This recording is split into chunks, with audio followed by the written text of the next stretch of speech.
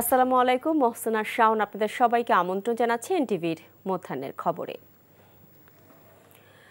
কক্সবাজারের চকরিয়ায় অস্ত্র উদ্ধার অভিযানকালে সন্ত্রাসীদের গুলি এবং ছুরিকাঘাতে সেনাবাহিনীর লেফটেন্যান্ট তানজিম সারোয়ার নির্জন নিহত হয়েছেন।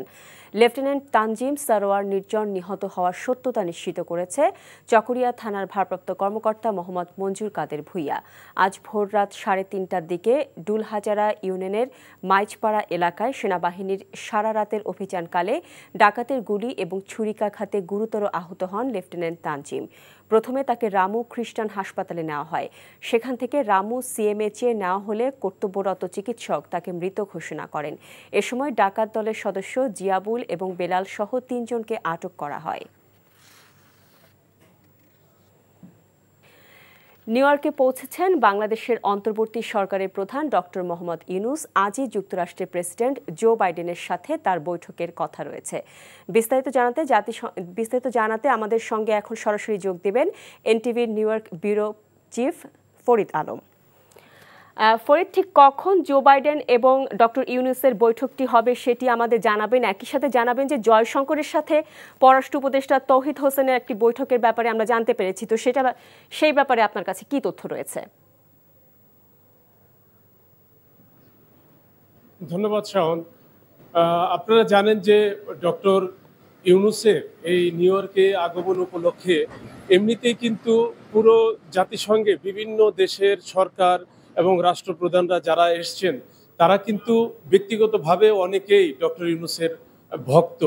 এমনিতেই একজন অর্থনীতিবিদ হিসেবে এবং একজন শান্তিতে নোবেল বিজয়ী হিসেবে তার সাথে সারা বিশ্বের বিশ্বনেতারাই তার সাথে ব্যক্তিগতভাবেই অনেক সময় সাক্ষাৎ করার জন্য উদ্গ্রীব থাকেন। বিভিন্ন দেশে তিনি তাদের সরকার বা রাষ্ট্রপ্রধানদের দাওয়াতে তিনি গিয়ে থাকেন এবং তাদের সাথে সাক্ষাৎ করলে তারা অনেক খুশি হন। তো সেই প্রেক্ষাপটে ডক্টর ইউনূস জাতিসংঘের অধিবেশনে এসেছেন একটি অন্তর্বর্তী সরকারের প্রধান হিসাবে, এবং সেটা মনে হচ্ছে যে এখানে আমরা অনেকের সাথে কথা বলেছি। আমি ব্যক্তিগতভাবে আজকে একাধিক দেশের কয়েকজন ডিপ্লোম্যাটের সাথে আনঅফিসিয়ালি আমি কথা বলেছি। তারা কিন্তু এত বেশি উৎফুল্ল যে ডক্টর ইউনূসের মতন একজন মানুষকে তারা জাতিসংঘের অধিবেশনে তাদের সাথে তারা দেখতে পাবেন, এটা তাদের জন্য আনন্দের, আমাদের জন্য তো বটেই। তো সেই ক্ষেত্রে আমি বলবো যে তার আগামীকাল বাংলাদেশ নিউ ইয়র্ক সময় 11:30, বাংলাদেশ সময় 9:30 হবে।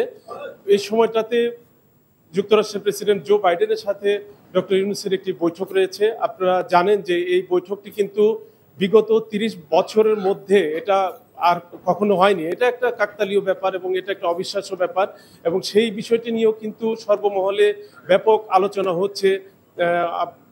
নানা ক্ষেত্রে বাংলাদেশে যে জুলাই বিপ্লব যেটা ঘটেছে সেই বিপ্লবের পরে কিন্তু ডক্টর ইউনূসের আগমন নিয়ে এমনিতেই নানা মহলে নানা ধরনের আলোচনা ছিল, আগ্রহ ছিল, ভিন্ন জনের ভিন্ন মত ছিল, কিন্তু উনি যখন এসেছেন, আসার পরে তার এই বৈঠক নিয়ে সবার মধ্যে ভিন্ন ধরনের একটা আগ্রহ সৃষ্টি হয়েছে। জি ফরিদ, বুঝতে পেরেছি। আপনার কাছে আপনার আরেকটি প্রশ্ন রয়েছে যে 27 তারিখে ডক্টর ইউনূস তো সাধারণ অধিবেশনে ভাষণ দেবেন, তো সেখানে কি বিষয়ে বক্তব্য আসলে রাখতে পারেন, এই ব্যাপারে কি কিছু জানতে পেরেছেন?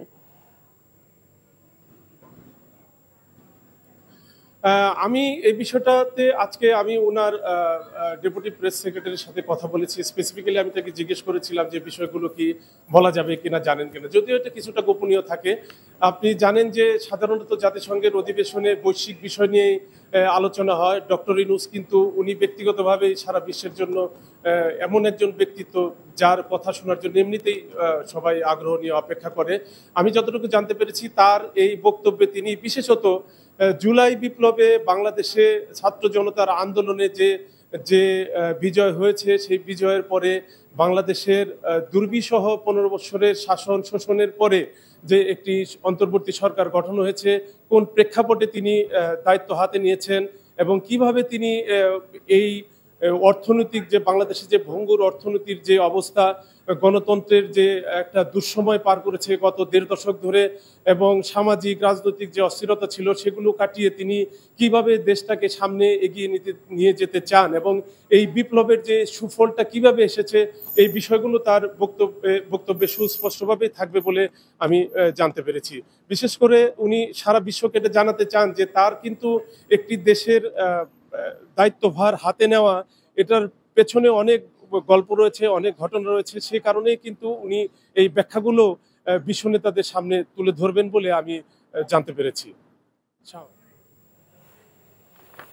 নিউ ইয়র্ক থেকে জানছিলাম ডক্টর ইউনূস ও জো বাইডেনের বৈঠক সম্পর্কিত খবর। ছাত্র জনতার আন্দোলনে আহতদের দেখতে ঢাকা মেডিকেল কলেজ হাসপাতাল পরিদর্শন করেছে চীনের 10 সদস্যের বিশেষজ্ঞ চিকিৎসক দল। মঙ্গলবার সকাল 8:30টায় চিকিৎসক দলটি ঢাকা মেডিকেলে যায়। পরে ঢামেক পরিচালক সহ চীনা চিকিৎসক দলটি হাসপাতালে ভর্তি ছাত্র জনতার আন্দোলনে আহতদের শারীরিক অবস্থার খোঁজ খবর নেন। এ সময় ঢামেক পরিচালক জানান, সরকারের আমন্ত্রণে চীনের চিকিৎসক দলটি বাংলাদেশে এসে আন্দোলনে আহতদের পরিস্থিতি মূল্যায়ন করছে। পরবর্তীতে প্রয়োজনে চীন থেকে বিশেষজ্ঞ চিকিৎসক দল পাঠানো হতে পারে বলে তিনি জানান। এছাড়া প্রয়োজনে উন্নত চিকিৎসার জন্য বাংলাদেশ থেকে আহতদের চীন নিয়ে যাওয়া হবে বলেও জানায় চিকিৎসক দলের সদস্যরা। একটা টিম চায়না থেকে এসেছে, মূলত তারা অ্যাসেসমেন্ট টিম অ্যাকচুয়ালি, যে আমাদের এখানে কি ধরনের রোগীগুলো আছে বা তারা আমাদেরকে যে হেল্প করতে চায়, কোন ধরনের এক্সপার্ট আসলে পাঠানো দরকার। আমরা 21 জনের একটা লিস্ট করেছি। এই 21 জনকে ওনারা দেখে যাবেন এবং দেখার পরে ওনারা সিদ্ধান্ত নেবেন যে চায়নাতে ফিরে গিয়ে ওনারা কোন সার্জন বা কোন স্পেশালিস্টকে পাঠাবেন। চট্টগ্রামের রাউজানের বিভিন্ন ধর্মীয় প্রতিষ্ঠান ভাঙচুর এবং অগ্নিসংযোগের মামলায় সাবেক সংসদ সদস্য ফজলে করিম চৌধুরীকে 2 দিনের রিমান্ড মঞ্জুর করেছেন আদালত। ভোরে chief judicial magistrate Mohammad Nurul Harun এই আদেশ দেন। এছাড়া চট্টগ্রাম নগরীর বিভিন্ন স্থানে বৈষম্য বিরোধী ছাত্র আন্দোলনের সময় হামলা ও গুলিবর্ষণের ঘটনায় আরও 3টি মামলায় ফজলে করিম চৌধুরীকে গ্রেফতার দেখানো হয়েছে। এর আগে ভোরে কড়া পুলিশি প্রহরায় আদালতে নেওয়া হয় তাকে। পুলিশ ভ্যান লক্ষ্য করে ডিম ছুড়ে মারে রাউজানের কয়েকশো মানুষ। ভারতে পালানোর সময় ব্রাহ্মণবাড়িয়ার সীমান্ত এলাকা থেকে বিজিবির হাতে আটক হয় ফজলে করিম চৌধুরী। রাজধানীর শাহবাগ থানায় হত্যা মামলায় পুলিশের সাবেক আইজিপি চৌধুরী আব্দুল্লাহ আল মামুনকে 4 দিনের রিমান্ড দিয়েছে আদালত। তেজগাঁও ও শেরেবাংলা নগর থানায় আরও 2টি হত্যা মামলায় তাকে গ্রেফতার দেখানো হয়েছে। এই মামলাগুলোতে সাবেক আইনমন্ত্রী আনিসুল হক, সাবেক বেসরকারি বিনিয়োগ উপদেষ্টা সালমান এফ রহমান, সাবেক মন্ত্রী শাহজাহান খান এবং সাবেক সংসদ সদস্য সাদেক খানকেও গ্রেফতার দেখানো হয়েছে। সকালে ঢাকা মহানগর হাকিম সাইফুজ্জামানের আদালতে নিয়ে আসামিদের এসব মামলায় গ্রেপ্তার দেখিয়ে 10 দিনের রিমান্ড চায় পুলিশ। পরে আদালত সাবেক আইজিপিকে 4 দিন এবং বাকিদের কারাগারে পাঠানোর নির্দেশ দেন।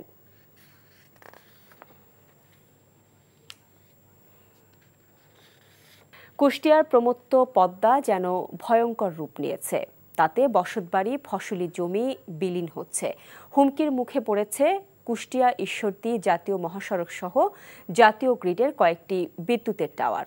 অন্যদিকে ফরিদপুরে পদ্মা নদীর পানি কমার সাথে সাথে বাড়ছে নদীর ভাঙন।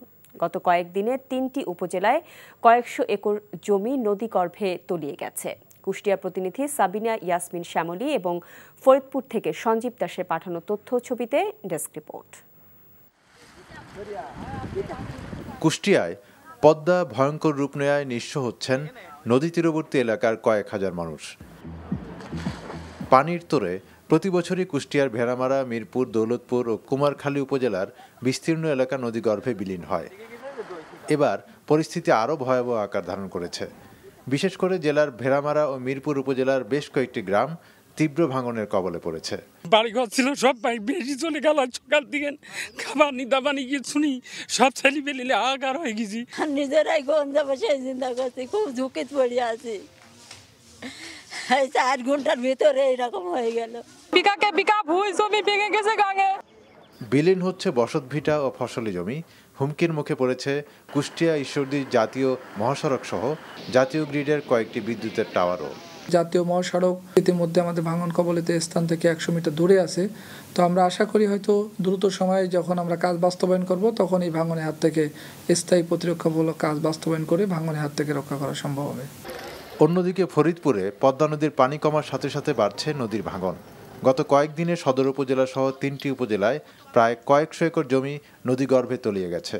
ভিটেমাটি হারিয়ে অনেকে অন্যত্র আশ্রয় নিয়েছে।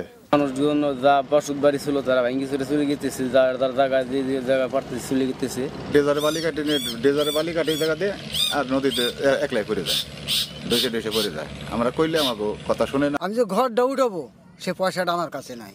দীর্ঘস্থায়ী কোনো ব্যবস্থা হয় যাতে আমরা এই চরের পর থাকতে পারি, এরকম কোনো একটা ব্যবস্থা সরকার করে দিবে আশা করি। প্রয়োজনীয় বরাদ্দ এলে নদী ভাঙন রোধে ব্যবস্থা নেওয়া হবে বলে জানান পানি উন্নয়ন বোর্ডের নির্বাহী প্রকৌশলী। ফিজিবিলিটি রিপোর্ট আমরা পেলে আমরা সেই অনুযায়ী তীর প্রতিরক্ষা কাজের ব্যবস্থা গ্রহণ করতে পারবো, অর্থাৎ ডিপিপি প্রণয়ন, ডিপিপি অনুমোদন, এই সংক্রান্ত বিষয়ে আমরা কার্যক্রম গ্রহণ করতে পারবো। পদ্মা নদীতে ড্রেজার দিয়ে বালু খেকোদের বালু তোলা বন্ধ সহ পদ্মা নদীর ভাঙন থেকে নদী তীরের মানুষের জমি ও ঘরবাড়ি রক্ষায় স্থায়ী বাঁধ নির্মাণে সরকার ব্যবস্থা গ্রহণ করবে, এই প্রত্যাশা করছে স্থানীয়রা। আহমেদ শরীফ, এনটিভি নিউজ ডেস্ক। ইলিশের দাম বাড়ার কারণ জানতে যাচ্ছি চাঁদপুরে, সেখানে আছেন আমাদের স্থানীয় প্রতিনিধি শরীফুল ইসলাম। শরীফুল, ইলিশের দাম বাড়ার কারণ কি, আর যেহেতু ইলিশের দাম বাড়তি সেহেতু বিক্রি কেমন হচ্ছে? মূলত হচ্ছে যে ভারতে ইলিশের রপ্তানির খবর শুনেই হুহু করে কিন্তু চাঁদপুর ইলিশের দামটা বেড়ে গেছে। যে ইলিশটা আগে ছিল 1 কেজি ওজনে 1400 থেকে 1500 টাকা, সেই ইলিশ এখন 1700 থেকে 1800 টাকা দাম হয়েছে। আরেকটি বিষয় হচ্ছে ইলিশের এখন একেবারেই শেষ মৌসুম। এখন জেলেরা কিন্তু পদ্মা মেঘনা সহ সাগর অঞ্চলে কিন্তু একবারে চষে বেড়াচ্ছেন পদ্মা ইলিশ ধরার জন্য। যদিও ইলিশটা গত 2-1 মাস ধরে ইলিশের দামটা একেবারে কমছে না। এখন ইলিশ ভারতে রপ্তানির পরে প্রচুর দাম বাড়ায় ক্রেতারা ক্ষোভ জানিয়েছেন।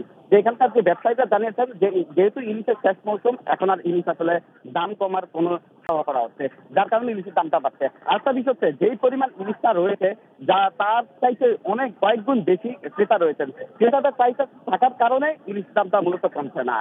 আরেকটা বিষয় হচ্ছে যে আগে যেখানে হচ্ছে যে 200-300 মণ ইলিশ সরবরাহ হতো, এখন আসলে ইলিশটা শেষ মৌসুম হওয়ায় ইলিশের সরবরাহটা বেড়ে 500 থেকে 700 মণ হয়ে দাঁড়িয়েছে। এরপরেও যদি ইলিশের মন যদি আরো বাড়ে তারপর আসলে কমার সম্ভাবনা নেই। মানুষ এখানে প্রতিদিন ক্রেতা থেকে শুরু করে দেশের বিভিন্ন প্রান্ত থেকে হাজার হাজার এখানে কিন্তু ক্রেতা দর্শনার্থী কিন্তু এখানে ইলিশ কেনার জন্য আসছেন। ইলিশ এখানে দাম বাড়ার পাশাপাশি কিন্তু দেখেছি যে যেই শহরের যে বাজারগুলো রয়েছে বাজারও প্রচুর পরিমাণ প্রভাব পড়েছে ইলিশের দামের কারণে। যে মূলত ক্রেতারা বলছেন যে আসলে আগেই ইলিশের দামটা বৃদ্ধি পেয়েছে, কি প্রয়োজন ছিল ভারতে ইলিশ রপ্তানি করার, এই কারণে ইলিশের দামটা প্রতি কেজিতে 200 থেকে 300 টাকা বেড়েছে। তো তারপরে এখন ইলিশের শেষ মৌসুম চলছে, আর কিছুদিন পরে মা ইলিশ রক্ষা অভিযান চলবে। এই শেষ সময় পর্যন্ত এখানে ইলিশের সরবরাহ আরো বাড়বে। জানছিলাম ইলিশের দামের খবর। 3 দিন আটকে থাকার পর নিরাপদে সাজেক ত্যাগ করেছেন প্রায় 1500 পর্যটক। মঙ্গলবার 7:30টার দিকে সাজেক ছেড়ে যায় পর্যটকবাহী গাড়িগুলো। সাজেক জুমঘর ইকো রিসোর্টের ব্যবস্থাপক ইয়ারং ত্রিপুরা বলেন, সকালে স্কর্টের মাধ্যমে পর্যটকবাহী গাড়িগুলো সাজেক ছেড়ে গেছে। বর্তমানে সাজেকে আর কোনো পর্যটক নেই। সাজেক জিপ সমিতির লাইনম্যান ইয়াসিন আরাফাত বলেন, সকালে সেনাবাহিনীর সহায়তায় সাজেকে আটকা পড়া পর্যটকদের গাড়ি সাজেক থেকে রওনা দেয়। সব গাড়ি নিরাপদে খাগড়াছড়ি শহরে ফিরছে। বিক্ষুব্ধ জুম্ম ও ছাত্র জনতার ডাকা 72 ঘণ্টা অবরোধের কারণে শনিবার থেকে সাজেকে আটকা ছিলেন প্রায় 1500 পর্যটক। তাপমাত্রা সব দিক থেকে মানে ভিন্ন একটা গ্রহ থেকে মনে হচ্ছে যে আমরা স্বাধীন হয়ে আজকে এই যে খাগড়াছড়ি শহরে। এখানে আবার পানির খুব সমস্যা ছিল, বিদ্যুৎ ছিল না, মানে আমরা একটা আতঙ্কে ছিলাম। সিলেটে ব্যাটারি চালিত রিকশা অটোরিকশা রেজিস্ট্রেশনবিহীন ও অবৈধ সিএনজি অটোরিকশার বিরুদ্ধে বিশেষ অভিযান শুরু হয়েছে। সকাল থেকে সিলেট মেট্রোপলিটন পুলিশের উপকমিশনার BM আশরাফুল্লাহ তাহেরের নেতৃত্বে নগরীর বন্দরবাজার আশপাশ সড়ক, টিলাগড়, পাঠানটুলা ও চণ্ডীপুল চত্বরে একযোগে অভিযান শুরু করা হয়।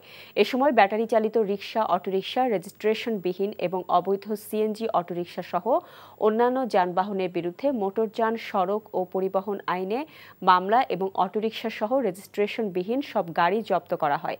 সড়কে শৃঙ্খলা ফেরাতে এ অভিযান চলমান থাকবে বলে জানিয়েছে সিলেট মেট্রোপলিটন পুলিশের ট্রাফিক বিভাগ। ভারতের কাছে হেরে বিশ্ব টেস্ট চ্যাম্পিয়নশিপের পয়েন্ট টেবিলে 2 ধাপ অবনতি হয়েছে বাংলাদেশের। পাকিস্তানকে 2-0 ব্যবধানে ধবল ধোলাই করে টেবিলের 4র্থ স্থানে উঠেছিল টাইগাররা। কিন্তু চেন্নাই টেস্টে ভারতের কাছে হারের পর আইসিসির হালনাগাদ করা টেবিলে বাংলাদেশকে পাওয়া গেছে 6ষ্ঠ স্থানে। অন্যদিকে চেন্নাই টেস্টের আগে থেকে শীর্ষস্থানে ছিল ভারত। বাংলাদেশকে হারিয়ে নিজেদের অবস্থান আরও শক্তিশালী করেছে ভারতীয়রা। টেস্ট চ্যাম্পিয়নশিপে 2023-25 চক্রের পয়েন্ট টেবিলে শীর্ষে থাকা ভারতের পয়েন্ট 71.67 আর 62.50 পয়েন্ট নিয়ে দ্বিতীয় স্থানে আছে অস্ট্রেলিয়া। এদিকে আজ সোমবার গল ইন্টারন্যাশনাল স্টেডিয়ামে নিউজিল্যান্ডকে 63 রানে হারিয়েছে শ্রীলঙ্কা। এতে টেবিলের 3য় স্থানে উঠে গেছে লঙ্কানরা। তাদের পয়েন্ট 50। টেবিলের 4র্থ ও 5ম স্থানে আছে নিউজিল্যান্ড ও ইংল্যান্ড, যথাক্রমে তাদের পয়েন্ট 42.86 ও 42.19। 6ষ্ঠ স্থানে থাকা বাংলাদেশের পয়েন্ট 39.29। 7ম স্থানে থাকা দক্ষিণ আফ্রিকার পয়েন্ট 38.89। 8ম ও 9ম স্থানে রয়েছে যথাক্রমে পাকিস্তান এবং ওয়েস্ট ইন্ডিজ। পাকিস্তানের পয়েন্ট 19.05, ওয়েস্ট ইন্ডিজের পয়েন্ট 18.52। নারী ক্রিকেট। সংযুক্ত আরব আমিরাতের শারজায় উইকেট স্পিন বান্ধব টপ অর্ডারের ব্যাটাররা ভালো করলে নারী টি-20 বিশ্বকাপে গ্রুপ পর্বের ম্যাচগুলোতে জয় পাওয়া সম্ভব বলে জানিয়েছেন বাংলাদেশ দলের অধিনায়ক নিগার সুলতানা জ্যোতি। মিরপুরে বিশ্বকাপের অফিসিয়াল ফটোশুটের পর এসব কথা বলেন তিনি। প্রত্যেকটা ম্যাচের আগে আমার কাছে মনে হয় ওই ইন্ডিভিজুয়াল টিমের প্রতি যদি আমরা একটু বেশি ফোকাস করি এবং আমরা যদি আমাদের গেম প্ল্যানটা এক্সিকিউট করতে পারি, সেটা আমাদের জন্য বেটার হবে।